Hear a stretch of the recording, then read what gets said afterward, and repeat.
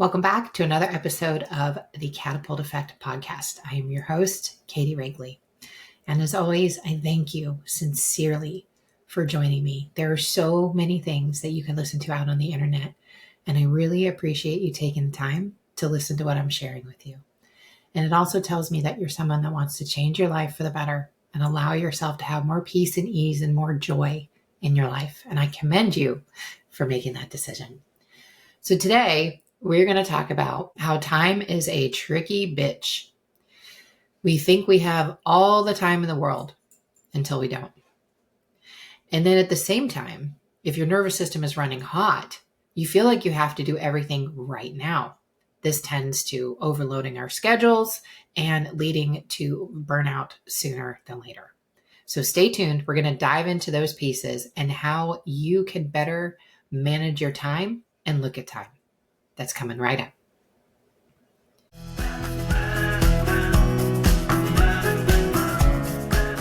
Welcome to the Catapult Effect, a podcast where professionals like you turn challenges into opportunities for extraordinary growth. If you're tired of struggling, feeling lost, and ready to catapult yourself into the best version of you, then you're in the right place. Here's your host, Katie Wrigley. Thank you again for joining me today. So last week, I got to enjoy some time with my mom at our beach house. And we've been fortunate enough to have this house in the family for over 100 years. And we have done a lot to be able to preserve it. And getting that time with her was really, really precious to me. 4 years ago, she had had a cognitive decline, and she's openly talked about this with many people. And recently, we've noticed that she's declined a little bit more. As sad as that is, and it's very sad and something that I'm continuing to work through, it's also really opened my eyes to what's important about being in the presence. And this is what I wanted to share with you. We think that we have all the time in the world, and I still find myself doing that. We think that we have time to fix our health, to improve our health. And that may be true. But what tends to happen is if we don't have any red flags or we don't know how to listen to the early signs from our body that it's whispering and saying, "Psst, hey, you, I need some help here." When we don't learn to do that, suddenly we run out of time to take care of our health. And we get some scary diagnosis like cancer or some sort of pain condition or some autoimmune condition. And now I point those out, and I want you to understand, I'm not saying that anything that's happening to you is your fault. But what I do know is that when things are lying in the nervous system and the body, and we aren't dealing with them, they lead to disease. There is so much science we have around that. One of my favorite books to help understand about how trauma specifically affects the body is Bessel van der Kolk's The Body Keeps the Score. I think it's probably the number one book around trauma and helping you understand how the body is truly keeping the score. But we think that we have time. And in my case, I ran from myself for more than 20 years. I was so unhappy. And what's funny though, is that my life looked really good on the outside, especially in the last few years, right before I was disabled. But when I say running for myself, I have moved to 8 different states. One of them was the one I grew up in, of course, but I've lived in 8 different states. And I kept thinking that every time I moved, things would get better. And they didn't. Because the thing is, until you deal with what's under the surface and what's plaguing you, you're just bringing those problems with you. But the sad part about running from myself is that I ran from my family too. And then when I made the decision to move to Maine to be closer to my parents, which was during the pandemic in 2020, I thought that I was going to have several years to enjoy their good health before they needed any extra help. But that's not what happened. What happened was my mom was bit by a tick within a couple months of me moving there and got a severe case of anaplasmosis. Mouthful to say, isn't it? And she was able to come back from that pretty well. But then the following April, May timeline, she started to lose weight pretty quickly. And she notably lost some cognitive abilities. It turned out that she was having a thyroid storm, and her thyroid literally blew up, and pieces of it and a bunch of crap went into her brain, something that they call toxic encephalopathy.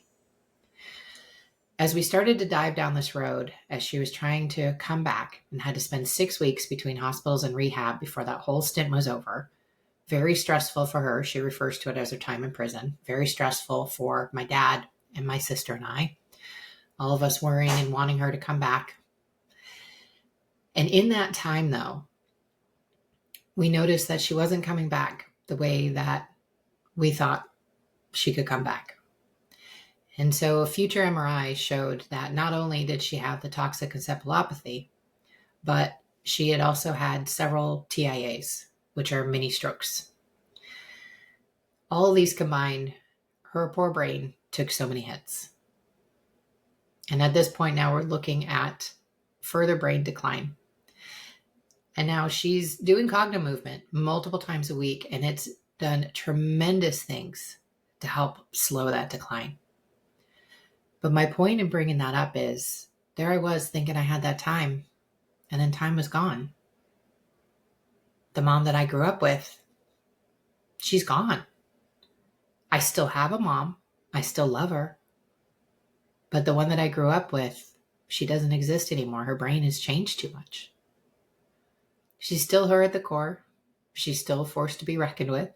She still has a fantastic sense of humor, and you can get her cracking up really easily. But the other pieces that made me identify with her as my mom, those things have changed. And that's okay. We're going to get to what we can do to be present if we find that we have run out of time. Because beating ourselves up for what we didn't do, it's not going to get you anywhere. Trust me, I've tried that route. I don't recommend it. Now, the other tricky thing about time is when your nervous system is running hot, it starts to tell you that you need to do all of these things at the same time. And what this does is it leads to burnout. It leads to spinning your wheels with a whole lot of extra activities that may or may not be moving the needle. And it doesn't allow you the space to be able to do any one thing really well. It stretches you too thin, but your nervous system keeps telling you have to keep going, you have to keep going, you have to keep going. You need to have this coach, you need to have that coach, you need to do this for your wellness, you need to do that for your wellness, you need to do this, you need to do that, you need to have a social life, you need to do this, blah, blah, blah, blah, blah. The list is endless. We want to start to dial back those messages and start to get real with ourselves. So how can we start to utilize time to our best advantage? I'm so glad you asked. So the first thing is to start to get into a practice to be still. And some of you listening may have a resistance to meditation, but taking that time for yourself, again, so much science, so many successful people credit their regular meditation, daily meditations, to their success. In that stillness, you're helping to tell the nervous system that you can be still without any screen time, without any noise, without anything, in the silence, and you're okay. You're also strengthening the prefrontal cortex, which is our executive reasoning center in the brain, by doing so. This allows you to be able to pause in these stressful moments and think and respond rather than react. You can also do meditative music. If you aren't ready to go into the silence yet, I encourage you to do a guided meditation or one that has music, something that helps your brain start to get into that nice, relaxed state. For those of you who are spiritual, allows those downloads to come in. That peaceful time to just be. One of the ways that I was able to allow more time for meditation was to tell myself that being is doing. And that by taking that quiet time, I'm actually doing a lot for myself. And I encourage you to take on a similar mindset. Once we start to calm down and get that nervous system to slow down, then we can start to see, what are our priorities? What are the things that we really need to do now?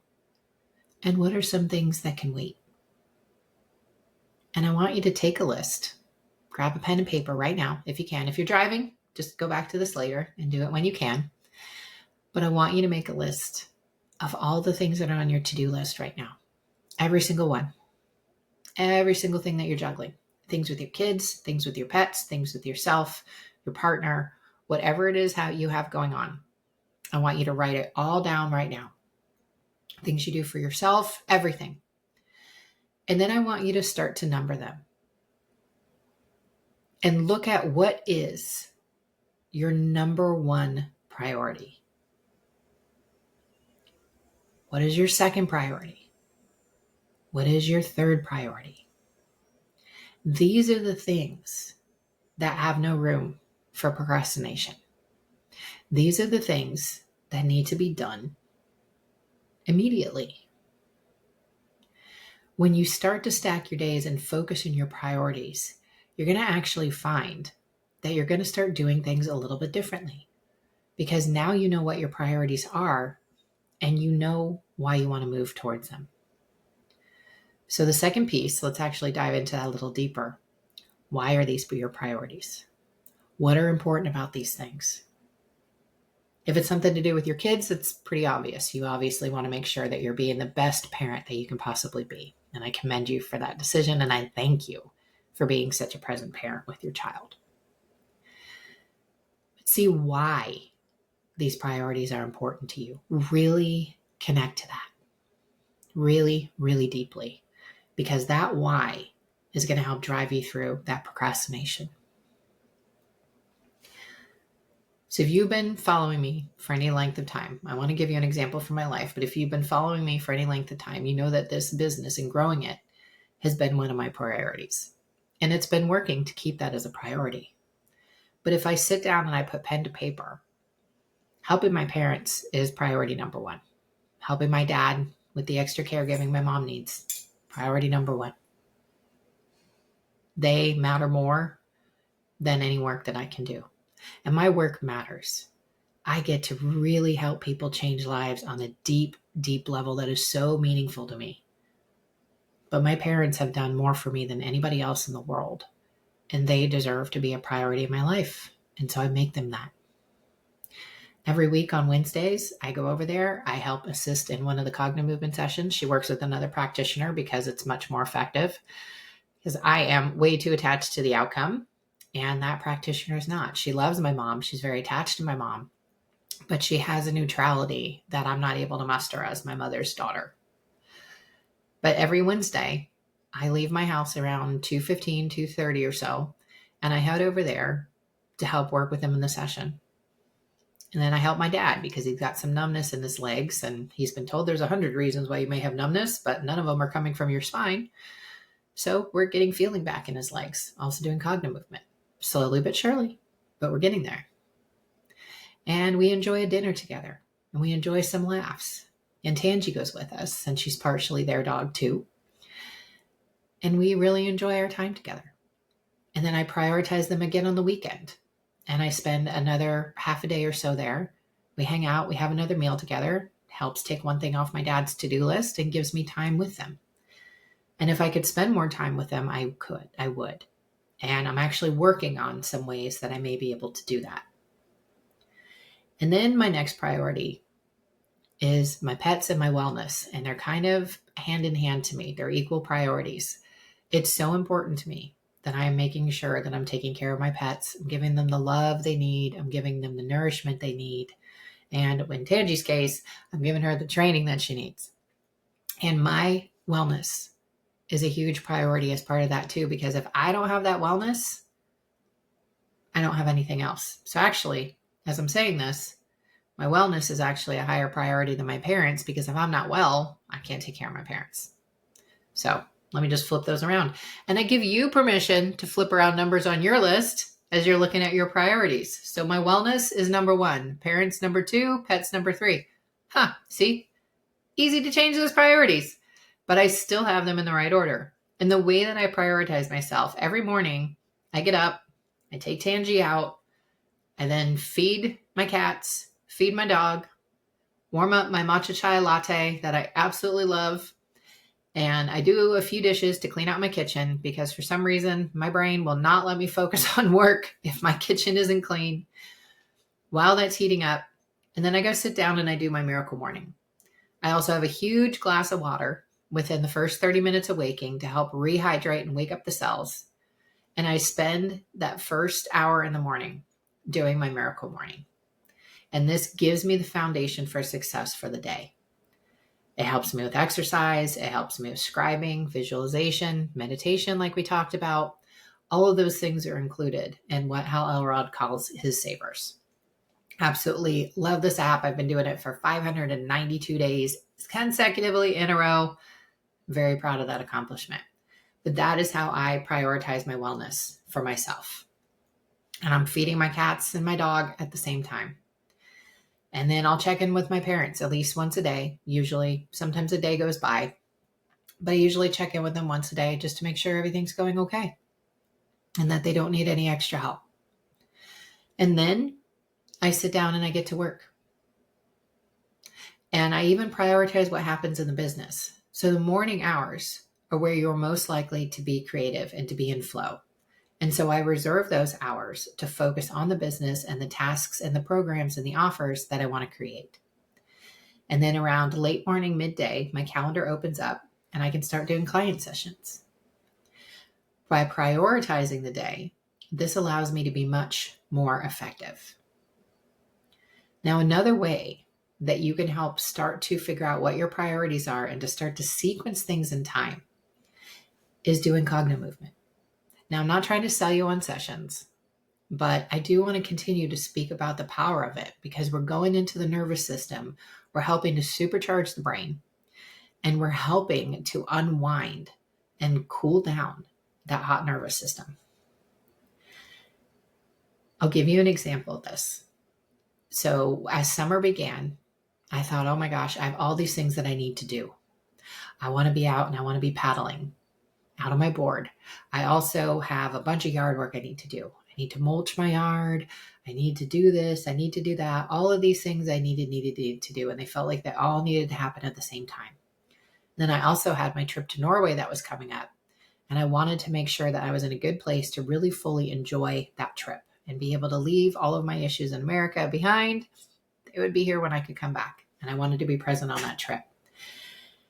And then I did a cognitive movement session with one of my mentees in something that we call the reconnection set, which is a special way of utilizing vision and colors to really supercharge the brain. And suddenly, all of those things that I had to do immediately all at once, those got stretched out in time and sequenced. And I could see the logical order of it. And so the logical order to me, the mulching needed to be done sooner than later. I was still a little late doing it, but I did it.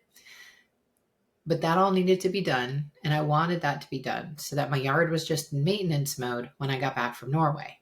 And so I postponed the paddling, which was pretty easy to do because it was pretty cold here in June. It wasn't yet warm enough to be out there on the water. And so I knew I could wait to start to paddle until close to the time I went to Norway or came back. And that's what I did. The yard's in maintenance mode. I don't have too much I have to do, a few things here and there. But what that did is instead of everything that had to be done at once, exhausting myself before I went to Norway, I sequenced the things that mattered. I kept my priorities in order and I was able to do the things that mattered most, get those done, and be able to take care of all the other tasks later. Another thing that I want you to look at is some of these projects that you've been procrastinating on. We all have them. I know you do. I certainly did. Certainly do. In fact, I have had one that has been on my board for years that I'm going to take care of in the cooler months, and I'm holding myself accountable to that, to put everything that's in my storage in my basement into plastic bins so that the humidity doesn't ruin all the things that are in there. I don't know why I haven't done it, but what I do know is when we have these tasks that are undone, it pulls on the nervous system. It takes energy away. Now, I'd had another task too. I'd removed one of my gardens last year, and I had all these landscaping bricks that I had no need for anymore. And they just sat piled in my yard. Kind of thought I was ignoring them, but I actually wasn't. So this week, I put out an ad on Facebook Marketplace, and I said, these are free to whoever wants to come pick them up. Had a whole bunch of responses, and most of the bricks went yesterday, and they're coming back today to get them. I cannot even tell you the extra energy that has given back, because it's not bothering me anymore. It's been alleviated from my nervous system. I'm no longer spending energy thinking about that thing I need to do. So on that list of priorities, I also want you to make a sub list and write down what are some of the low-hanging fruit, little things that you've been procrastinating on that are taking energy for you to do. And knock those out, especially if it only takes a few minutes. Just knock them out. Get them done. You'll be so much happier. That nervous system work is incredibly important to being able to set your priorities, to be able to sequence things in time rather than everything having to happen all at once.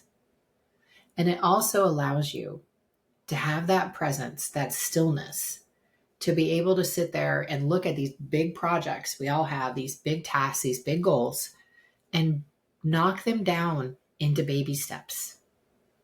And then prioritize those baby steps.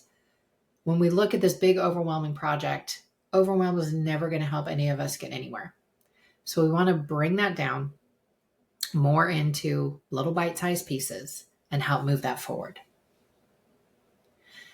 And the last thing I want to address was also the first thing that I started out with, how we think we have time until we don't.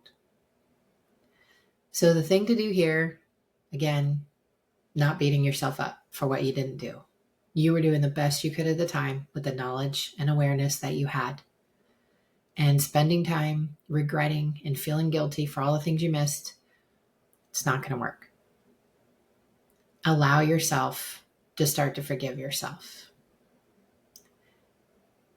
Work through the guilt, work through the shame, and then make an effort and really follow through to be present with yourself, with people you love.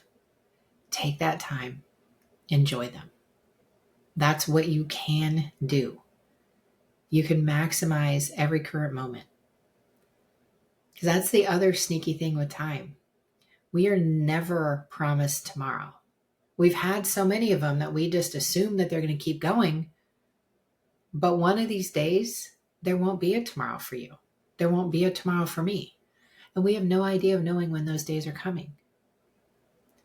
So maximizing the moment, being in the present, is one of the best ways that you can utilize time. Keeping your priorities in order, really attaching to the why they're priorities, allowing yourself to sequence things over time, taking the time to be still and understand that being is doing, forgiving yourself for not handling time better and for throwing it out. Shit, I threw out most of the time in my 20s and 30s. No ability to be present, constantly in my device, constantly running. I can't get those decades back. But what I can do is I can stop adding to the list of regrets. And I can be more present now with my friends, with my family, with my pets. And I can fully soak up these moments and be aware in these moments because they're so fleeting and they're so special. And that's something that you can do too. Thank you so much for joining me today. And as always, until next time, please be well.